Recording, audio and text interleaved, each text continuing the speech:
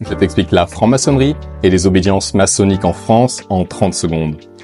Dans les vidéos précédentes, j'ai présenté 6 institutions maçonniques majeures en France. Le Grand Orient, la Grande Loge de France, la Grande Loge nationale française, le Droit humain, la Grande Loge féministe de France et la Grande Loge de l'Alliance maçonnique française. Je te présente ici 3 autres obédiences notables du paysage maçonnique français. On commence avec la Grande Loge traditionnelle et symbolique Opéra, la GLTSO.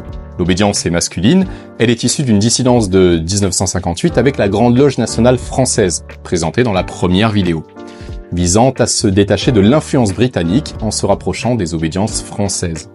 Avec 5000 hommes francs-maçons, en France et à l'étranger, la GLTSO désire dépasser les clivages d'obédience. Elle souhaite approfondir la tradition maçonnique, la pratique rigoureuse des rituels d'initiation et l'étude des symboles. À l'image de la GLNF dont elle est issue, elle respecte les fameuses constitutions d'Anderson. Non-mixité, croyance en Dieu, aucune discussion politique ni religieuse, ouverture des travaux à la gloire du grand architecte de l'univers, Dieu créateur, Bible ouverte au prologue de Jean. En loge, les frères de la GLTSO pratiquent majoritairement le rite écossais rectifié, le RER, une version christique de la franc-maçonnerie. L'obédience propose aussi d'autres rites traditionnalisés par son empreinte. Si la GLTSO était un franc-maçon, elle pourrait incarner Lafayette, marquis traditionnaliste qui, nommé général par son frère George Washington, jouait un rôle décisif dans la guerre d'indépendance américaine contre l'Empire britannique. On continue avec la Grande Loge mixte universelle, la GLMU, une obédience donc mixte, fondée en 1973 d'un détachement du droit humain, présenté dans la deuxième vidéo en réaction à l'influence des hauts grades sur les loges bleues, celles travaillant aux 3 premiers degrés. Depuis sa création, la GLMU défend la démocratie et l'indépendance totale vis-à-vis des hauts grades.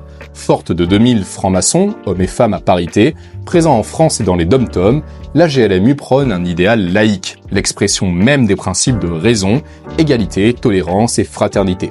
Elle signe en 1979 une convention très proche de celle du Grand Orient présentée dans la première vidéo.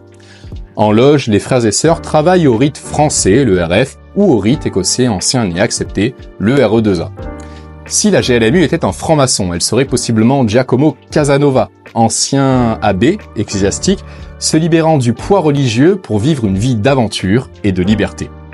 On finit avec la Grande Loge mixte de France, la GLMF, issue d'une scission de 82 avec la Grande Loge mixte universelle que l'on vient de présenter. À l'image de sa prédécesseuse, la GLMF est rattachée à la laïcité et à la liberté absolue de conscience de croire ou de ne pas croire. Elle se caractérise par le pluralisme de ses loges, mixtes, masculines ou féminines, et son autonomie vis-à-vis des hauts grades.